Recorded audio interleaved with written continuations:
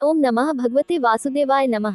विजया एकादशी का व्रत एकादशियों की तरह बहुत ही कल्याणकारी माना गया है। मान्यता है कि जो व्यक्ति विजया एकादशी का व्रत करता है उसे इस लोक में विजय प्राप्त होती है और उनका परलोक भी अक्षय बना रहता है।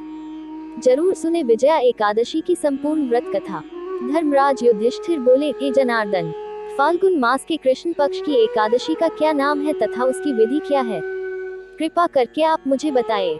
श्री भगवान बोले, हे राजन, फाल्गुन मास के कृष्ण पक्ष की एकादशी का नाम विजया एकादशी है।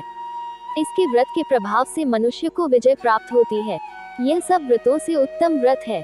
इस विजया एकादशी के महात्म्य के श्रवण व पठन से समस्त पाप नाश को प्राप्त हो जाते हैं। एक समय देवर्षि नारद जी ने जगत पिता ब्रह्मा जी से कहा, महाराज, आप मुझसे फाल्गुन मास के कृष्ण पक्ष की एकादशी विधान कहिए। ब्रह्मा जी कहने लगे कि हे नारद, विजया एकादशी का व्रत पुराने तथा नए पापों को नाश करने वाला है। इस विजया एकादशी की विधि मैंने आज तक किसी से भी नहीं कही। यह समस्त मनुष्यों को विजय प्रदान करती है।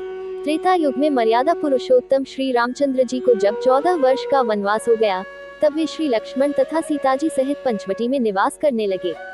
वहां पर दुष्ट रावण ने जब सीता जी का हरण किया, तब इस समाचार से श्री रामचंद्र जी तथा लक्ष्मण अत्यंत व्याकुल हुए और सीता जी की खोज में चल दिए। घूमते घूमते जब वे मरणासन जटायु के पास पहुंचे तो जटायु उन्हें सीता जी का वृतांत सुनाकर स्वर्गलोक चला गया। कुछ आगे जाकर उनकी सुग्रीव से मित्रता हुई और बाली का वध किया। हनुमान जी ने लंका में जाकर सीता जी का पता लगाया और उनसे श्री रामचंद्र जी और सुग्रीव की मित्रता का वर्णन किया। वहां से लौटकर हनुमान जी ने भगवान राम के पास आकर सब समाचार कहे।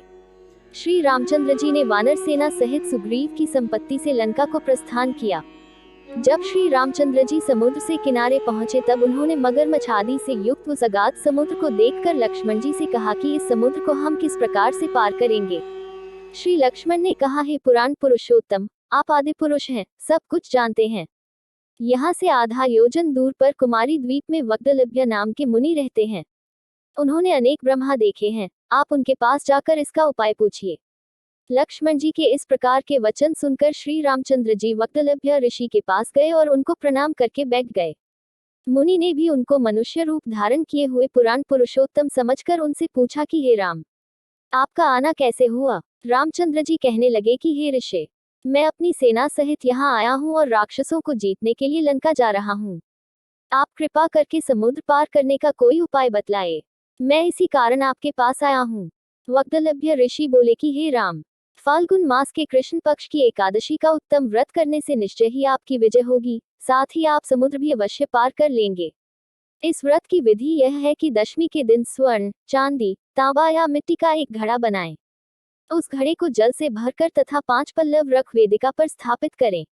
उस घड़े के नीचे सतंजा और ऊपर जौ रखें। उस पर श्रीनारायण भगवान की स्वर्ण की मूर्ति स्थापित करें। एकादशी के दिन स्नानादि से निवृत्त होकर धूप, दीप, नैवेद्य, नारियल आदि से भगवान की पूजा करें। तत्पश्चात ज्यादा से ज्यादा समय घड़े के सामने बैठकर दिन व्यतीत करें और रात्रि को भी उसी प्रकार बैठे रहकर जागरण करें। द्वादशी के दिन नित्य नियम से निवृत्त होकर उस घड़े को ब्राह्मण को दे दें। हे राम, यदि तुम भी इस व्रत को सेनापतियों सहित करोगे तो तुम्हारी विजय अवश्य होगी। श्री रामचंद्र जी ने ऋषि के कथनानुसार इस व्रत को किया और इसके प्रभाव से दैत्यों पर विजय पाई। अतः हे राजन, जो कोई मनुष्य विधिपूर्वक इस व्रत को करेगा, दोनों लोकों में उसकी अवश्य विजय होगी। श्री ब्रह्मा जी ने नारद जी से कहा था कि हे पुत्र, जो कोई इस व्रत के महात्म्य को पढ़ता या सुनता है, उसको वाजपेय यज्ञ का फल प्राप्त होता है।